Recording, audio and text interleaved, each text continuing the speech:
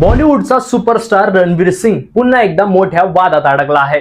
Don 3 सिनेमातून अचानक बाहेर पडल्यामुळे फिल्म इंडस्ट्रीतील सर्वात मोठी संस्था WICE रणवीरवर नाराज झाली आहे।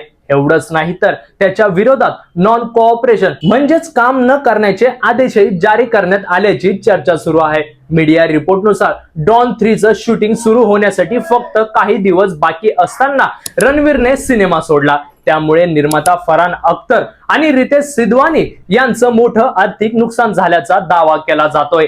यानंतर रणवीरच्या टीमने निवेदन जारी करत सांगितलं की रणवीर सर्वांचा आदर करतो आणि या संपूर्ण प्रकरणावर शांत राहणंच पसंत करतो। दुसरीकडे रणवीरचं म्हणणं आहे की सिनेमाच्या कामात सतत उशीर होत होता आणि स्क्रिप्ट बाबतही तो समाधानी नव्हता। आता या वादात पुढे काय होणार? रणवीर आणि फरहान यांच्यातील संघर्ष मिटणार का आणि खरंच रणवीरवर बंदी लागू होणार का? सध्या संपूर्ण बॉलिवूडचं लक्ष एकाच प्रश्नाकडे लागलं आहे।